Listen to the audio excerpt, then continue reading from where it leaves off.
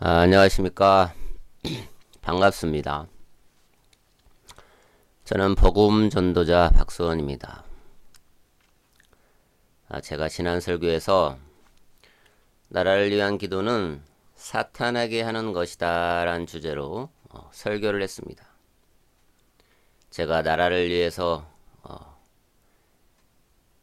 기도하는데 많은 사람들이 내가 나라를 위해서 기도하는데 그것이 왜 그렇게 나쁜 거냐? 나라를 위해서 기도하는 것은 당연한 거 아니냐? 우리가 이 나라에 살고 있기 때문에 빛의 자녀인 크리스찬들이 한 명이라도 기도한다면 이 나라가 빛으로 바뀌지 않겠느냐? 이렇게 생각하는 분이 있어. 제가 여러분들에게 그 답변을 드리도록 하겠습니다. 물론 육신적인 눈으로 세상을 바라보면 이렇게 생각할 수 있는 당연한 현상인데 정치인들이 정치를 잘못해서 내가 가진 재산이나 그리고 범죄율이 높아져서 내 집에 강도가 들어와 자식들을 다 죽여도 세상적인 세속적인 일이니 상관 말고 기도만 한다? 그리고 이 나라가 만약 공산국가가 되어도 보고만 있고 기도만 할 것인가 라고 흥분하면서 저에게 질문을 했는데 제가 지난주에 설교를 드렸죠. 설교한 부분인데 그것을 보고 많은 질문들을 받게 됩니다. 잠깐 여기에 대한 답변을 좀 제가 하고 오늘 주제인 제사에 대해서 돌아가도록 하겠습니다. 여러분이 성경이 있으면 욥기를 읽어보시길 권장합니다. 욥기를 보면 욥은 동방에서 가장 큰 부자였고 자식이 10명이나 되는 그런 자녀를 둔, 즉 재물복과 자식복을 두루 갖춘 그런 사람이었습니다. 이런 하나님께서 욥을 사탄에게 자랑할 만치 욥은 온전하고 정직한 자였습니다. 하나님께서 욥을 자랑했습니다. 사단이 그런 욥을 시기하여 하나님께 말하는데 하나님께서 복을 주시고 재산을 늘려주시니까 욥이 하나님을 경외하는 것이 아니옵니까? 사단이 이렇게 하나님께 말하니 하나님께서 그래? 그럼 욥의 자녀들과 재산을 다 빼앗아 봐라. 이렇게 사단에게 허락합니다. 그래서 욥은 한순간에 전 재산과 목숨같이 아끼는 10명이나 되는 자식을 하루아침에 잃게 됩니다. 다 죽습니다. 이러한 비참한 상황에 욥은 어떻게 행동합니까? 어떻게 합니까? 여러분이 욥과 같은 상황이었다라고 한다면 내가 하나님을 잘 믿었는데 나한테 이러실 수가 있나?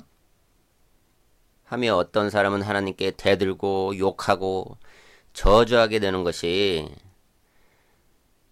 사람의 본성이고 기본 행동일 것입니다. 그리고 저의 직장의 고객분 중에도 자기랑 같이 교회를 열심히 나갔었는데 친한 친구가 예수님을 잘 믿었는데도 갑자기 병에 걸려 죽어서 자기도 시험에 들어서 교회를 떠났다라고 말을 했는데 이처럼 많은 사람들이 자신은 하나님을 잘 믿고 있는 상황에서 이런 욕과 같은 어려운 상황이 되면 그것을 견디지 못하고 하나님을 혹 저주한다든지 하나님께 욕을 한다든지 아니면 하나님을 떠나가는 경우를 주위에서도 많이 보게 됩니다.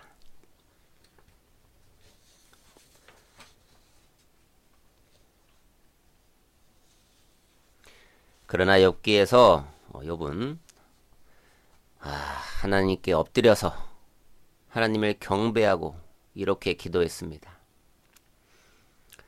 욥기 1장 21절에 내가 맨몸으로 나왔으니 내가 맨몸으로 돌아가리라. 주신 분도 주시오. 주신 분도 주님이시오. 빼앗아 가신 분도 주님이시니 주의 이름을 송축하나이다 라고 하나님을 원망하지 않고 하나님을 오히려 송축했다라는 것입니다. 물론 욥은 하나님께서 칭찬할 만치 그렇게 믿음이 대단한 사람이었습니다. 저것은 뭐 욥의 경유지, 욥이니까 가능하지 이렇게 생각하신다면 뭐 제가 할 말은 없지만 그러나 21절에 욥이 죄를 짓지 아니하고 어리석게 하나님을 탓하지 아니하였다라고 성경에 기록합니다. 이것으로 욥의 고난이 끝난 것이 아니죠. 이번엔 욥에게 몸에 심한 종기, 즉 악창이 나서 자기 몸을 박박 질그릇 깨트린 것으로 긁고 있었죠. 이때 욥의 아내가 말하죠. 에이 바보 같은 남편, 저러고도 하나님을 경외하려고 하다니 하나님을 저주하고 죽어버려 라고 욥을 원망합니다. 이러한 제일 소중한, 제일 가까이 있는 아내까지도 욥을 저주합니다. 그리고 원망합니다. 그러나 이때에도 욥은 하나님을 원망하지 않고 우리가 하나님의 손에서 좋은 것을 받았는데 그럼 나쁜 것도 받지 않을 수 있느냐라고 욥은 자기 입술로 죄를 짓지 않았다라고 욥기 2장 10절에 말씀합니다. 자, 사람들은 하나님에게 좋은 것만 받기를 원합니다. 그래서 자기 자신에게 나쁜 것이 찾아오면 어떻게 합니까? 어떻게 반응합니까?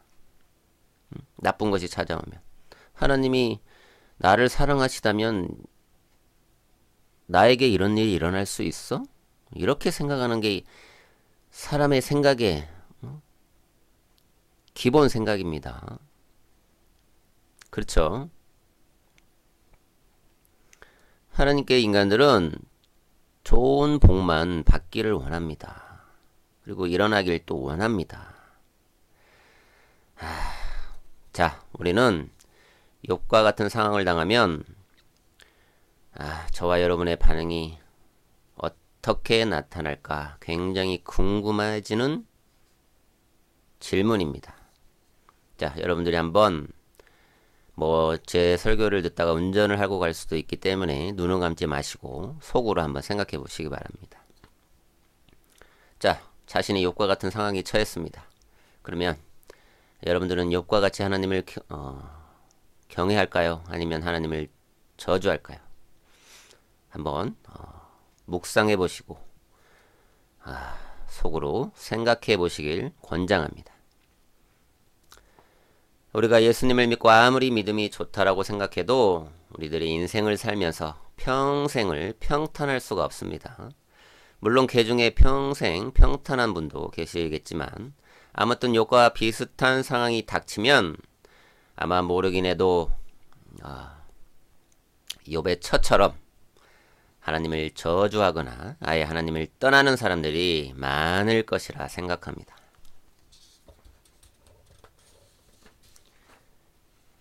즉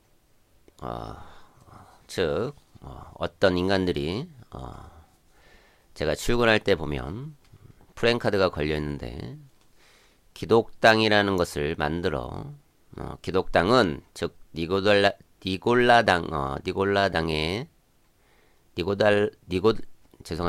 니골라당이라고 요한계시록에 기록되어 있는데 즉 계급이 있는 곳이 어디입니까?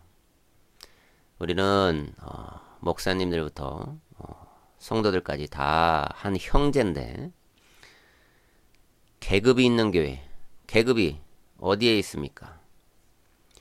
이런 계급이 있는 곳을, 이런 종교를 하나님은 싫어하신다는 것입니다. 자, 그래서 인간들은 기독당이라는 것을 만들어서 정치를 하는 자들이, 우리가 정치를 잘하도록 힘써야 된다. 압박을 가야 된다. 우리 기독당이 필요하다. 이렇게 말하면서 이 세상 정치인들이 정치를 아주 잘하도록 도우려고 하는데, 그럼에도 불구하고 정치가 잘못돼서 내가 가진 재산이 피해를 입고 아예 쫄딱 망할 수도 있고, 그리고 사고나 병이나 인재로 인해서 사랑하는 자식이나 부모가 죽었다는 상황이 생긴다면, 그럼 내가 기도를 안 해서 일어난 거라고 생각할 수 있다는 것인데, 내가 기도하고 저런 일들이 일어나지 않게, 즉 나라를 위해 기도했는데도 저런 일이 일어났다면 내 기도 내지 여러 사람의 기도가 부족해서 일어났다는 것일까요? 그런 것인가요? 내가 기도를 안 해서 여러 사람들이 모여서, 가끔 광화문에 모이죠. 나라를 위해서 기도해야 된다. 모이자. 나라가 공산국가가 되려고 한다. 모이자. 여러 사람들이 이렇게 외칩니다. 그래서 우리가 기도해야 된다. 그럼 우리가 기도하지 않아서, 나라를 위해서 기도하지 않아서 저런 욕과 같은 상황이 생긴다라는 것입니까? 제가 욥기의 예를 들어서 말씀드렸습니다.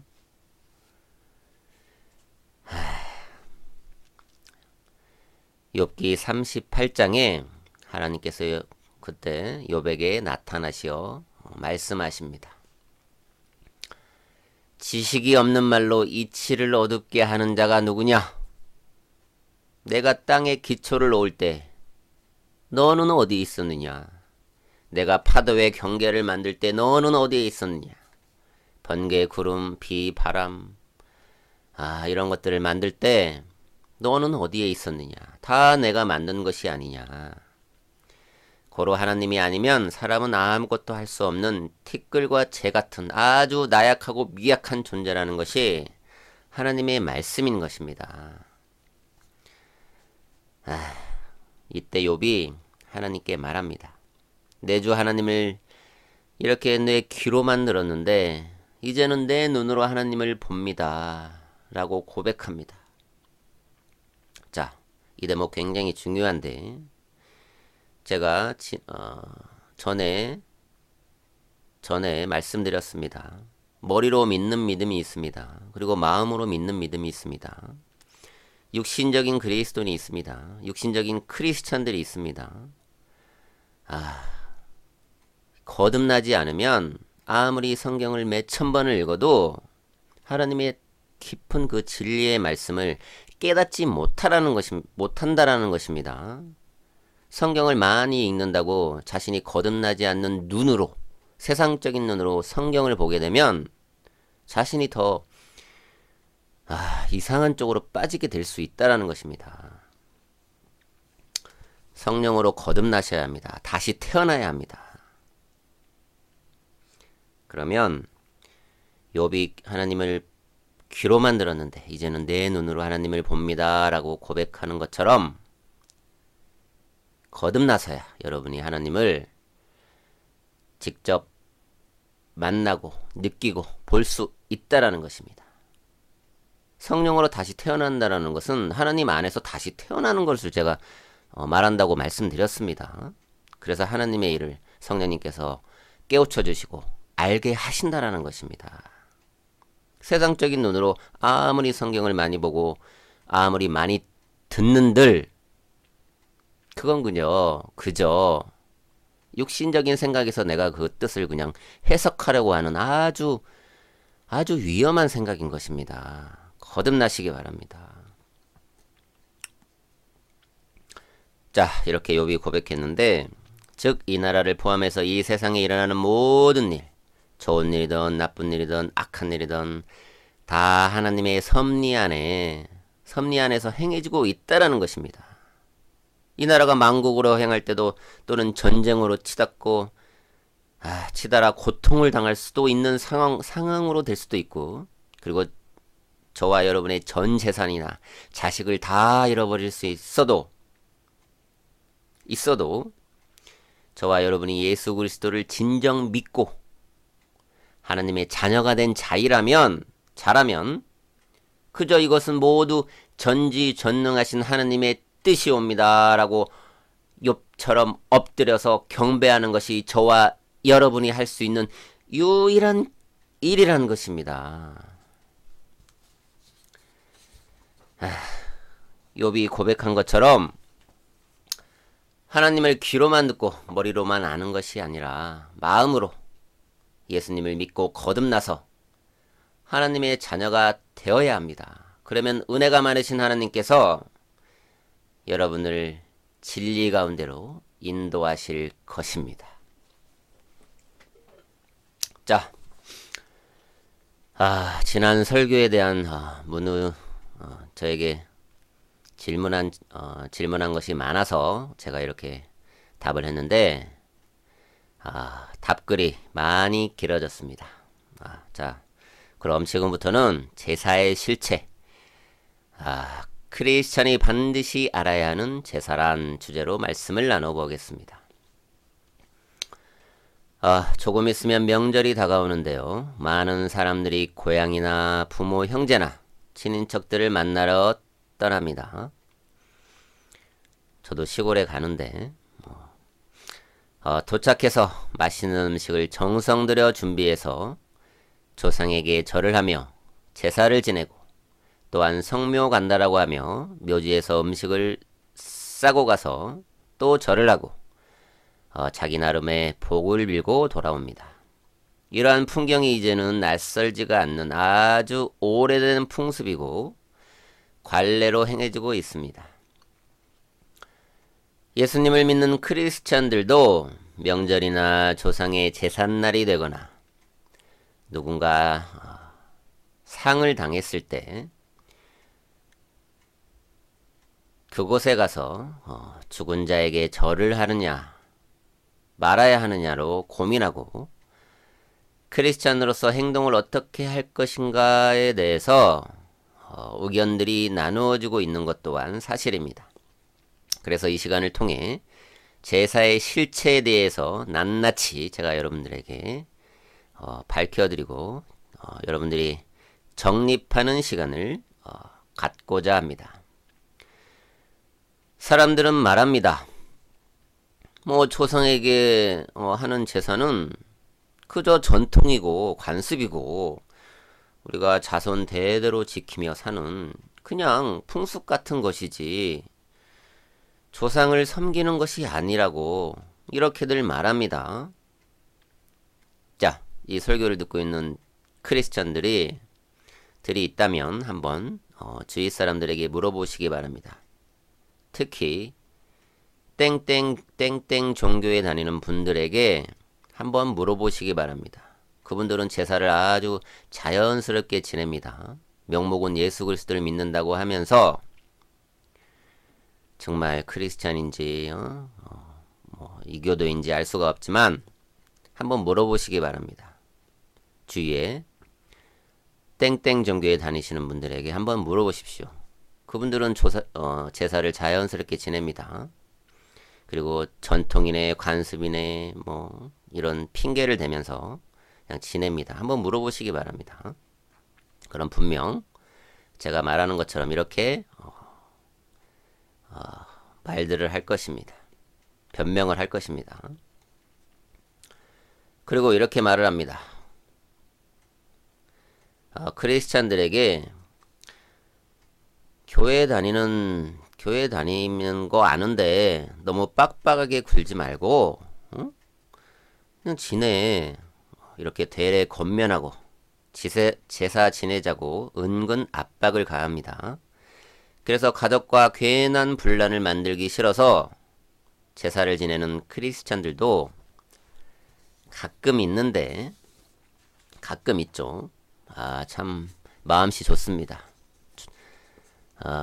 가족들과 괜한 분란을 일으키기 싫어서 이것이 하나님을 믿는 양, 하나님을 도와주는 양 이렇게 생각하는데, 그래서 우리는 제사의 실체에 대해서 알아야 하는데, 제사란 신령이나 죽은 사람의 영혼에게 죽은 사람의 영혼에게 정성 들여 음식 등을 바치는 행위인데, 즉 살아있는 사람이 아니라 죽어버린 이 세상에 없는 어떤 존재에게 정성으로 음식 등을 바치면서 절을 하는 행위를 총칭하는 말이 제사란 뜻입니다. 잘 들으셨죠? 자, 살아있는 사람에게 우리가 제사를 드리진 않습니다. 자, 죽어 있습니다. 죽어 있는 영혼, 죽어 있는 일반 사람들이 생각하는 죽어 있는 영혼, 그걸 귀신이라고 많이들 생각하는데, 사람들이 그래서 죽은 조상 영혼들에게 음식을 만들어 절을 하며 바치는 것입니다. 왜? 조상에게 음식을 바치고 절을 하며 우리가 경배합니까? 왜 경배합니까? 절을 하며 정성들의 절을 하죠. 왜 절을 합니까? 한번 생각해 보시기 바랍니다. 왜 조상에게 절을 합니까? 잠옷을 입고 절을 하는 것도 아니고, 옷도 잘 입고 정성 들여서 음식도 맛있는 음식 많이 차려놓고 왜 절을 합니까? 생각해 보십시오. 왜 절을 합니까? 그냥 합니까? 복 받기 위해서 제사를 지내는 것이 아닙니까? 물론 그저 조상님들이 고마워서 지금까지 잘 건강하게 잘 살게 해줬다는 그런 보답에서 정성 들여 제사를 지내는 분들도 개중에 있겠지만, 일반적으로 자손들이 복 받는다고 하니까 죽은 조상 영혼을 경배하는 것입니다. 우리나라와 가까운 일본은 집집마다 회사마다 섬기는 신들이 각각 따로 있다라고 하니, 그 신들의 수가 정말 어마어마하게 많겠죠. 일본은 정말 신들의 나라입니다. 잡신들의 나라입니다. 자, 우리나라도 예전엔 오래된 나무나 바위나 신묘한 형태에게 그런 것들에게 신처럼 생각하여 경배하기도 했었죠. 정성 들여 거기에 음식도 바치고 돌도 갖다가 놓고, 이처럼 우리나라뿐 아니라 세계 모든 나라의 신들이나 조상들을 합치면 그 수가 아마 어마어마하게 많을 것이라 생각이 듭니다. 제사는 제사를 드려야 하는 어떤 한 대상이 있어야 가능합니다. 그래서 사람들이 자신의 마음에 드는 어떤 대상을 자신의 자유지로 결정해서 그 대상에게 정성을 다해 경배하는 것입니다. 자, 여기서 우린 경배받기를 그토록 갈망하고 원했던, 잘 들어주십시오. 이 세상의 권세와 영광을 맞바꾸면서까지 경배받기를 그토록 원했던 사단을 만나러 가보겠습니다. 누가복음 4장 말씀해 보면 사단이 예수님을 시험하는 장면인데, 사단이 예수님께 이렇게 회유합니다. 내가 가진 이 세상의 권세, 영광 다 줄 테니 나에게 경배만 해, 제발. 나에게 절 한 번 하고 경배만 해줘, 경배만 해줘. 이토록 사단은 경배받고 싶어서, 절받고 싶어서 우리가 좋아하는 복을 들고 예수님을 시험합니다. 우리가 조상에게 복받기를 기대하며 제사를 지내고 절을 하며 조상을 경배하는 것처럼, 사단은 인간들이 정말 그토록 갖기를 열망하는 재물의 복, 그 복을 들고 광야에서 예수님이 40일을 금식하실 때 나타나서 내가 복 줄게 나에게 절하고 경배해 라고 유혹한다라는 것입니다. 여기에 이 복에 모든 인간이 넘어가는 것입니다. 저와 여러분이 사람이라면 재물, 돈, 이것들의 그런 유혹에 넘어가지 않는 사람은 거의 없을 것이라 생각을 합니다. 자신은 이런 유혹에 넘어가지 않아. 물론 그럴 수도 있겠죠. 그러나 거의 모든 사람들이 돈, 즉 재물의 유혹에 취약하고 약하다는 사실입니다. 경배란 뜻을 보니 어떤 대상을 공경하는 마음으로 절한다라는 뜻입니다. 사단은 자신이 하나님처럼 경배받고 싶고 예수님을 세상 권세 영광, 즉 복을 가지고 나타난 것입니다. 이사야 14장 14절을 보면 사단이 나오는데 내가 지극히 높으신 분같이 되리라. 자, 사단은 하나님처럼 되어서 경배받기를 간절히 원했던 것을 알 수 있습니다. 즉 우리가 어떤 대상에게 어떤 기대감을 갖고 섬기는 자세로 절을 하면 그 행위는 곧 그 대상을 하나님이다 생각하고 절을 하는 것인데 이것은 곧 조상이나 다른 신들이 하나님이 되는 것입니다.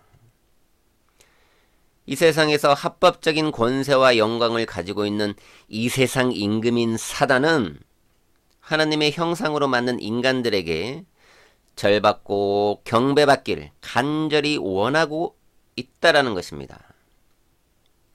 그래서 자신이 하나님 자리에 앉아서 우리가 제사 지내는 것을 흐뭇한 미소를 지으며 경배를 받고 있다라는 것입니다. 여러분들이 조상이라고 생각하는 그 자리에 앉아서 제사밥에 앉아서 흐뭇한 미소를 지으며 만족하는 미소를 지으며 그 자리에 앉아서 여러분들이 제사 지내는 것을 받아 먹는다라는 것입니다. 이러한 광경을 하나님께서 보고 계시다라고 한번 여러분들이 생각해 보십시오. 특히 하나님을 믿는 크리스찬들이 한번 생각해 보시기 바랍니다. 출애굽기 34장 14절을 보면 너는 다른 신을 경배하지 말지니 주님은 질투하는 하나님임이라는 말씀이 있는데 천하만국의 하나님 한 분밖에는 인간들이 경배할 대상이 없음에도 불구하고 사단을 하나님이라 생각해서 정성을 다해 제사를 드리고 절을 하며 경배를 하고 있는 것을 하나님께서 보시니 그래서 하나님이 질투하신다라는 것입니다. 왜?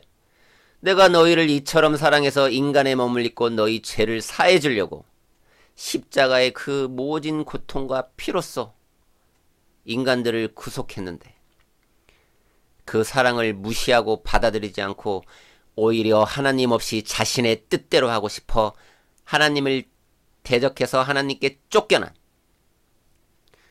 사단을 더 사랑하고 사단에게 절하고 경배하니 하나님께서 질투하신다라는 것입니다. 그래서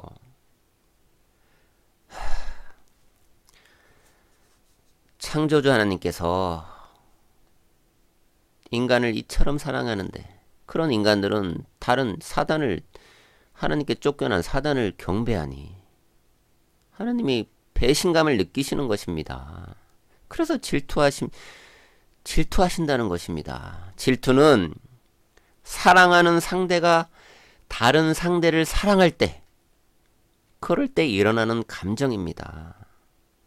하나님은 빛이시지만 인격을 가지고 계십니다. 하나님은 삼위, 그래서 삼위라고 말씀하시는 것입니다.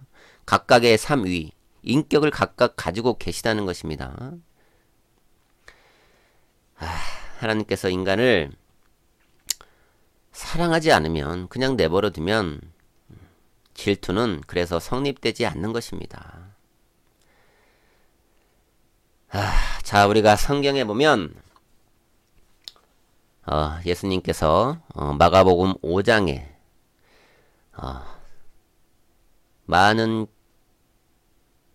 마귀와 귀신을 쫓아내줬는데 유일하게 잘 들으시기 바랍니다. 유일하게 사람들 안에 들어가 있는 그런 마귀들을 많이 쫓아주셨는데, 물론 병자도 고치시고 죽은 자도 살려주시고 바다 위도 걸어가시고 엄청난 이적과 기적을 행하셨습니다. 그런데 귀신을 쫓아줬을 때 그냥 쫓아버렸는데, 유일하게 그 마귀에게, 사람 안에 들어가 있는 마귀에게 너는 누구냐? 라고 질문하고 물어보는 구절이 있습니다. 유일하게, 성경에 유일하게 예수님께서 사람에게 들어가 있는 마귀 귀신에게, 개역개정에는 귀신에게 되어 있고, 저는 킹제임스 성경을 주로 봅니다. 이렇게 물어봅니다. 예수님께서 유일하게. 그러자 마귀가 자신의 정체를 밝힙니다. 자, 여기 굉장히 중요한 부분입니다. 집중해 주시기 바랍니다. 자, 운전하신 분들은 앞부분을 집중해 주시고, 자, 집중해 주세요.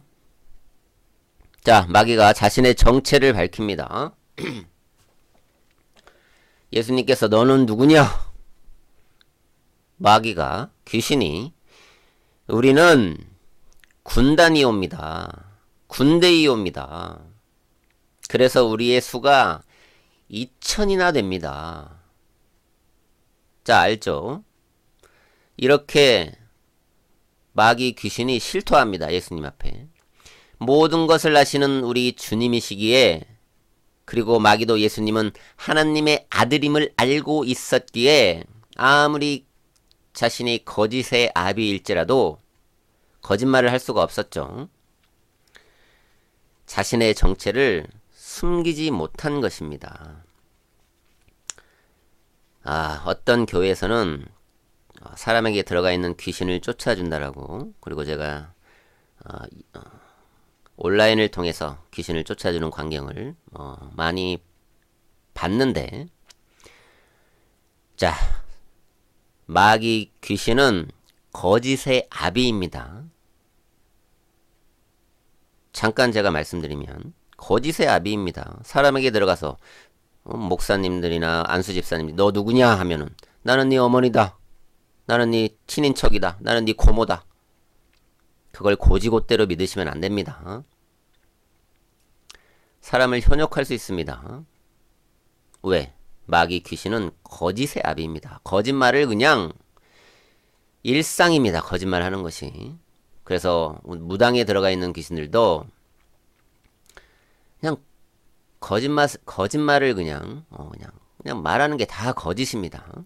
자, 여기에 우리가 현혹돼서는 아니 될 것입니다.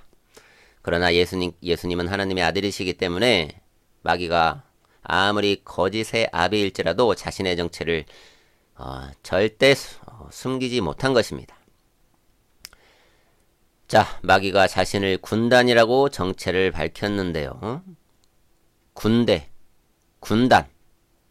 자, 이 단어를 여러분들이 들으시니 무슨 생각이 떠오르시나요? 뭔가 싸우고 전쟁을 치르는 자들이라고 언뜻 생각이 들죠. 그죠?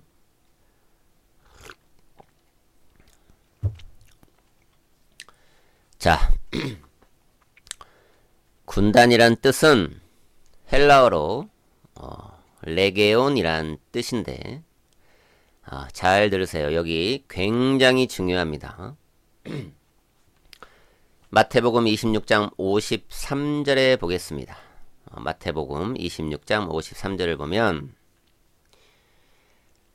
예수님께서 말씀하신 부분이 있는데,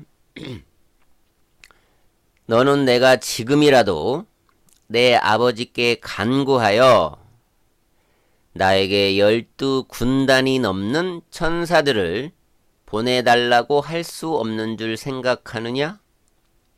라고 예수님께서 겟셋마네라는 곳에서 자신을 잡으러 온 대제사장들의 종과 군대에게 하신 말씀인데요. 내가 12군단이 넘는 천사를 아버지께 강구해서 보내달라고 할 수 없는 줄 생각하느냐. 들으셨죠? 내가 12군단이 넘는 천사를. 여기서 예수님이 말한 군단이란 뜻은 즉 천사라고 말씀하신다는 것입니다. 즉 거라사 지방에서 돼지떼에게 들어간 그 군단은 2000이나 되는 타락한 천사라는 것을 우리가 알게 됩니다. 그럼 거라사 지방의 그 미친 사람에게 들어가 있던 천사는 아니죠. 그 2000이나 되는 그 타락한 천사들이 들어가니까 그 사람이 미친 것이죠. 그 천사들은 하나님을 섬기는 천사일까요? 아니면 자기 지위를 지키고 지키지 않고 타락한 사탄 마귀들일까요? 자, 답이 나오죠. 선한 타락한 천사들이었으니 사람에게 들어가니까 그 사람이 미쳐버린 것입니다. 그래서 막 무덤을 날뛰어가면서 그런 2000이나 들어가 있으니 근데 영이기 때문에 무겁진 않죠. 그 사람에게 들어가 있어도. 그리고 예수님께서 다시 명령합니다. 8절에 더러운 영아 그 사람에게서 나와라. 곧 거라사 지방에 미친 사람에게 들어가 있던 것은 더러운 영이고 곧 타락한 천사 영물이라는 것을 우리는 성경을 통해서 알게 되었습니다. 자, 그래서 우리는 성경은 성경으로 풀어야 한다는 것입니다. 여러분들 주위에 보면 어떤 것에 중독된 사람들이 있을 것인데 뭐 술이나 담배나 뭐 마약이나 요즘에는 핸드폰이나 참 핸드폰 많이 보죠. 뭐 걸어가면서 핸드폰을 보다가 홀에 빠져서 다치기도 하고 죽기도 하는데 정말. 그리고 게임이나 요즘 게임들 굉장히 많이 하죠. 그리고 도박에 중독되어서 평생을 거기에서 그 수렁에서 빠져나오지 못하고 아직도 주위 사람들을 힘들게 하고 상처를 주고 얼마나 많습니까? 우리나라 국민이 약 5천만이라고 하는데 도박에 중독된 사람의 수가 300만 명이나 된다고 하니 그 10명에 1명꼴이 된다고 하니 정말 많은 사람들이 이런저러한 이유로 이런 나쁜 것들에 중독되어 있는 것을 봅니다. 그러나 자신의 힘으로 그 중독에서 빠져나오기란 여간 힘든 것이 아닙니다. 여러분들이 끊어보려고 한번 노력해 보십시오. 자신의 힘으로. 정말 힘듭니다. 어렵습니다. 왜 그런지 아십니까? 악한 영이 사탄 마귀 귀신이 그 사람을 지배하고 있기 때문인 것입니다. 그러니까 사람의 인간의 힘으로 그것들을 이기기란 여간 힘든 것이 아닙니다. 그러므로 자신의 의지보다 악한 영, 즉 타락한 천사들의 의지와 힘이 강하기 때문에 한번 중독된 사람은 그 중독에서 쉽게 빠져나오기가 여간 힘든 것이 아닌 것입니다. 사람의 체온은 36.5도인데 이것은 36.5도는 우리가 성경에서 율법이 613가지인데 하지 마라라는 그런 율법이 365개랍니다. 우연찮게 사람의 체온과 똑같은데 사람의 체온은 36.5도입니다. 그런데 그 온도가 1, 2도만 높아져도 아이고 나 죽네 하며 이불을 덮고 눕게 되는 아주 연약한 존재가 인간인데 영물인 사탄 마귀 귀신이 그 사람에게 들어가 있으니 그 영을 이기기란 인간의 힘으로 그래서 어렵다라는 것입니다. 그럼 이런 약한 영을 이기는 힘은 어떻게 악한 이 사탄 마귀 귀신을 이길 수 있나요? 오직 예수 그리스도를 믿는 것입니다. 다른 방법이 없습니다. 여러분들이 누군가의 무당에게 아니면 누군 테마사라고 하는데 이런 자들에게 한번 너무 심해서 한번 구슬나거나 한번 들어가 있는 귀신을 쫓아보십시오. 참 성경에 나와 있습니다. 한 귀신을 쫓았는데 그 귀신이 나가서 보니까 내가 쫓겨났던 사람의 집이 그리워집니다. 그래서 이렇게 가서 봤는데 자기가 쫓겨났던 집에 이렇게 보니까 집이 다른 귀신이 자기가 나왔으니까 잠깐 없어서 보니까 너무 내가 다시 들어가기가 너무 좋은 환경으로 조성되어 있습니다. 그래서 이 사탄 마귀 귀신이 더 악한 귀신, 자기보다 더 악한 귀신을 7이나 더 데리고 들어갔다라고 성경에서 증거하고 있다라는 것입니다. 그래서 귀신을 함부로 쫓게 되거나 아무 준비 없이 쫓게 되면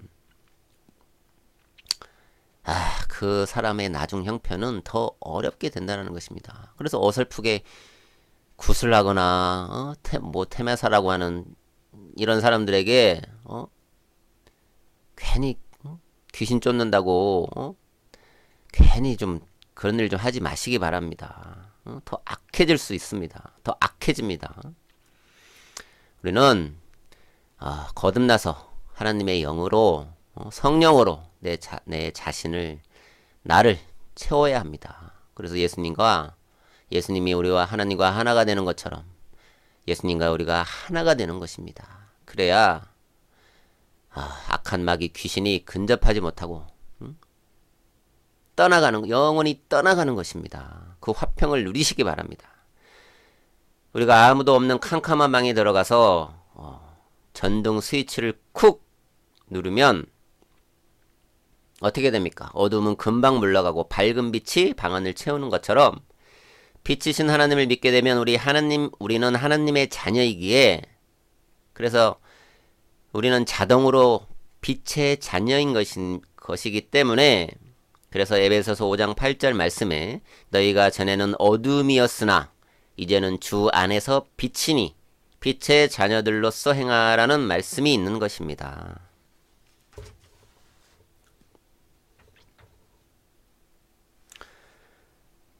그래서 우리가 예수 그리스도를 믿게 되면 어둠은 자동적으로 사라진다는 것입니다.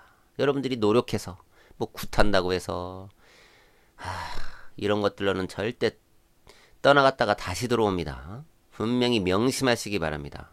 우리가 하나님의 자녀가 돼서 빛이 되면 어두움은 그냥 자연스럽게 힘들이지 않고 그냥 떠나가 버리는 것입니다. 빛이기 때문에 제발 좀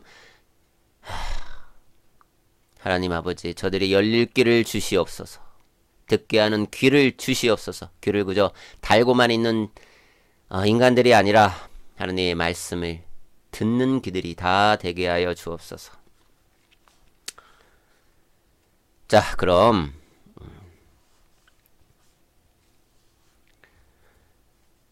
우리가 고생하며 정성 들여 차리고 행하는 그 많은 재산들의 배후에 누가 있겠습니까? 우리는 조상이라고 생각하거나 내가 섬기는 신이라고 하여 제사를 지내는데, 우리가 음식을 거하게 차리는 곳엔, 그 자리엔 미안하지만 예수님께서 더럽다고 하신 사탄 마귀 귀신들이 오는 것이고, 그것들을 초대하고 있는 그런 꼴이 되고 만다라는 것입니다.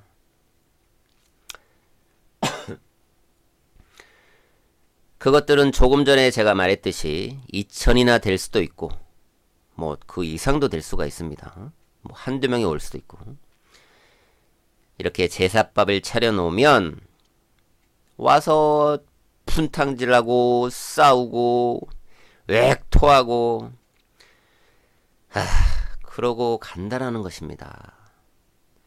그리고 아무개 집은 우리를 잘 대접하고 섬긴다는 것을 알고 마태복음 12장에 제가 말씀드린 더 많은 더러운 사탄 마귀 귀신들을 그냥 왕창 데리고 온다라는 것입니다. 분명히 제가 말씀드렸습니다. 여러분들도 영의 세계가 영적인 세계가 있겠거니 이렇게 막연하게나마 생각하기에 제사를 지내는 것이 아닙니까? 그러기 때문에 그러나 여러분이 생각하는 조상 귀신은 절대로 올 수가 없는데 여러분이 생각하는 조상 귀신들은 이 세상에 절대 올 수가 없습니다. 다 사탄 마귀 귀신입니다. 왜 올 수가 없는지 제가 얘기해 드리겠습니다. 아주 중요하니까 잘 들어주시기 바랍니다. 누가복음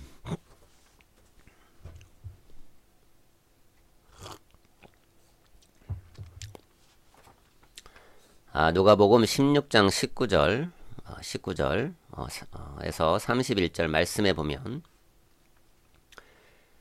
예수님께서 우리들에게 천국을 전하시면서 많은 비유를 들어 말씀하셨지만 사람을 직접 천국과 지옥에 보내신 일을 이런 비유를 들어서 말씀하신 부분이 있습니다. 잘 들어주시기 바랍니다. 제가 이 비유를 알기 쉽게 얘기하겠습니다. 자, 이 세상에서 두 사람이 있었는데 한 사람은 지옥에 갔고 한 사람은 천국에 갔습니다. 지옥에 간 사람이 그 지옥이 너무 뜨거워서 고통받고 있는데 하늘을 보니 자기와 같이 죽은 사람은 천국에 있는 것입니다.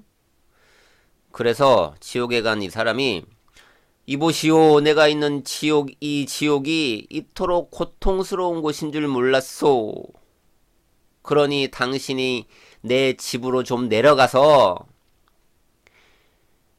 내 사랑하는 형제 자매들이 부모 형제 자매들이 예수님 믿고 이 고통받는 지옥에 오지 말라고 제발 좀 전해주시오라고 천국에 있는 자에게 부탁을 하는데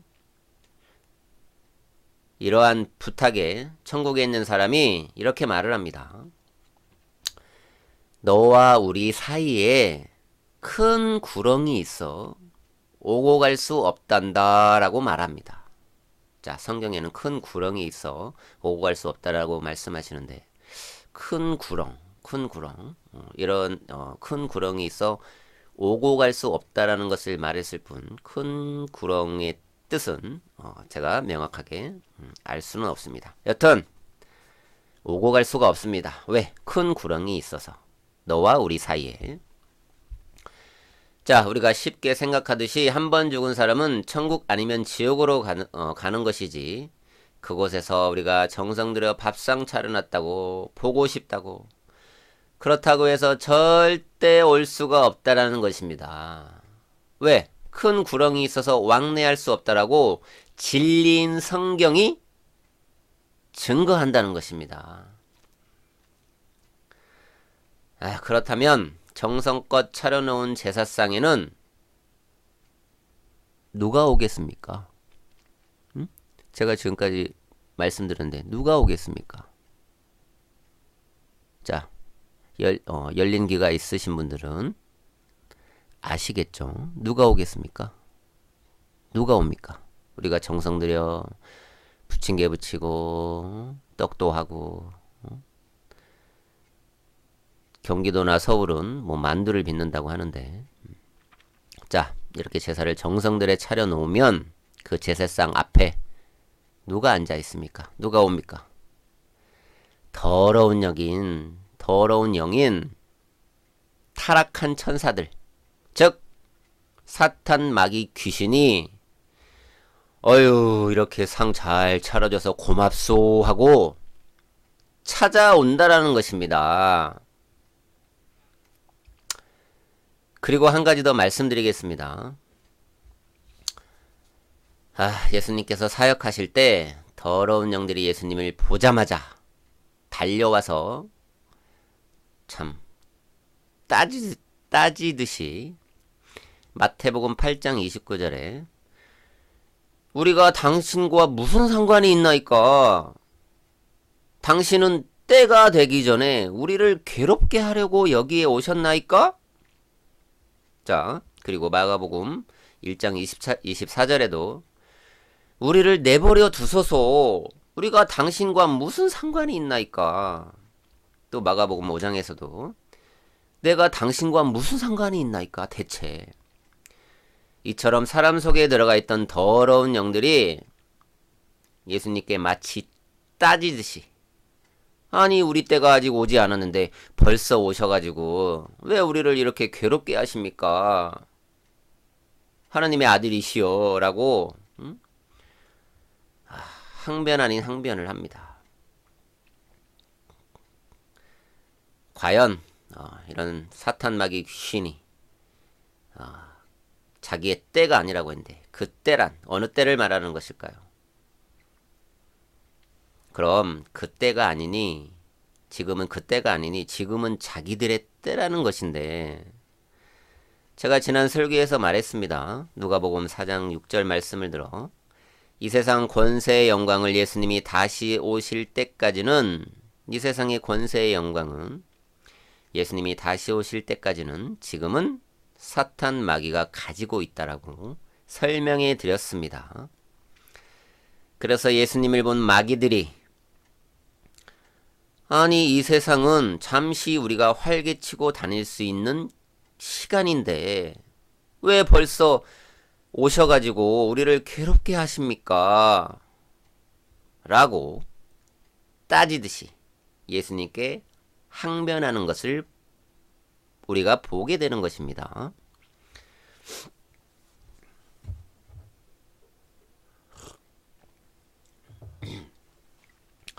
자, 이렇듯 이 세상은 더러운 영들이 활동하고 있는 그런 세상인데, 우리가 조상을 모신다고 자칭 신들이라고 하는 것들에게 정성을 들여 경배하고 제사를 지내면 이것은 사탄, 마귀, 귀신이라고 하는, 즉 더러운 영들에게 하는 것임을 아셔야 합니다. 그리고 타락한 천사들, 군단, 제가 말씀드렸습니다. 여기 고린도전서 10장 19절 21절 말씀을 보겠습니다. 하나님께서 이렇게 말씀하십니다. 하나님께서 사도 바울을 통해서, 모든 성경은 하나님의 영감으로 되어진 것입니다. 그래서 진리입니다. 자, 하나님께서 사도 바울을 통해서 말씀합니다. 고린도전서 10장 19절 21절 말씀. 우상은 무엇이며 우상에게 바친 제물은 무엇이냐? 이방인들이 제사하는 것은 마귀들에게 하는 것이지 하나님께 하는 것이 아니니라. 나는 너희가 마귀들과 즉 귀신들과 교제하는 자들이 되는 것을 바라지 아니하노라. 너희는 주의 잔과 마귀, 귀신의 잔을 함께 마실 수 없으며, 너희는 주의 식탁과 마귀들의 귀신들의 식탁에 함께 참여할 수 없느니라. 우리가 주를 질투하시게 하겠느냐? 우리가 주보다 강하냐? 라고 말씀합니다. 자, 우리가 제사 지내는 것은 하나님 아버지를 질투하게 하시는 것이고, 우리가 하나님보다 강하니까, 자기 자신이 신이라고 생각하는 사람이 얼마나 많습니까? 저도 제 자신을 예수님 믿기 전에 저는 제가 신인 줄 알았습니다. 그래서 제가 생각하는 대로 다 이루어질 거라고 자신만만하게 살았던 적이 있는데, 우리는 하나님보다 결코 강하지 못합니다. 아까 말씀드렸듯이 우리 체온의 1, 2도만 높아져도 그냥 이불 싸고 눕게 되는 아주 연약한 존재들이라는 것입니다. 자, 그래도 여러분이 제 설교를 듣고도 제사를 드리겠다고 고집한다면 제가 말리지 못하기 때문에 말리진 않겠습니다.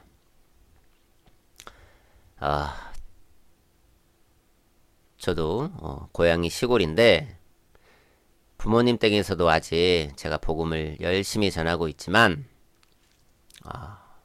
부모님들이 10수년을 제사를 지내고 있기 때문에, 그러나 제 복음 때문에 굉장히 제사가 약해졌습니다. 그러나 제가 그런 제사 지내는 것을 보면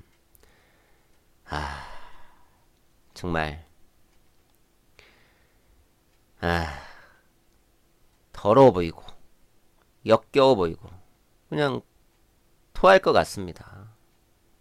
왜? 더러운 타락한 더러운 사탄마귀 귀신, 예수님께서 더럽다고 지명한 그것들이 와서 저 부모님들이 정성들이 준비한 저 상에 저 앞에 앉아가지고 흐뭇한 미소를 지으며 앉아있다라고 생각을 하니, 몰랐을 때야 그냥 무심코 지냈지만 그렇게 그렇다고 생각을 하니 얼마나 더럽게 보이겠습니까? 그래서 제가 한 번은 제사 지내지 말라고, 제발 이거는 귀신한테 하는 것이니까 조상이 절대 올 수가 없다, 제사 지내지 말자고 이렇게 제사 지내는 곳에서 그냥 앉아 있었는데 시위 아닌 시인을 한 적이 있습니다. 그러나 결과는 어떻게 됐겠습니까? 친인척 분들에게 그냥 저희 애들하고 저희 아내가 보는 앞에서 그냥 덤에서 들려 나온 경험이 있습니다. 그래서 마당에 내팽개쳐진 제 제사의 경험이 있습니다. 자, 분명히 말씀드리지만 여러분이 하나님 외에 어떤 동상을 또 이렇게 교회나 어디에 이렇게 세우는 것도 많죠. 참, 진짜 사람이 진짜 완약합니다. 왜 동상을 세워놓습니까? 우상을 섬기지 말라고 했는데 그냥 세워놓는다? 아휴, 관습이고 전통이다. 관습과 전통을 따르지 말라고 예수님께서 저주하시면서, 바리새인들을 저주하시면서 그렇게 얘기했는데, 그래서 교회에 십자가밖에 없는 것입니다.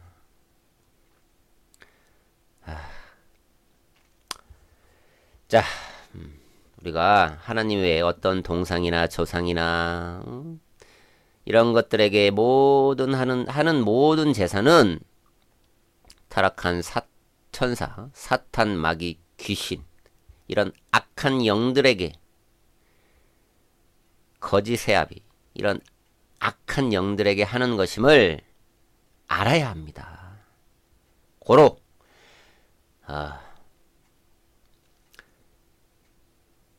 그래도 제사를 드리는 자는 거짓의 아비인 그들을 따르는 자임을 스스로가 자인하는 이름을 알아야 합니다. 그리고 얘기가 나온 김에 한마디 더 하겠습니다.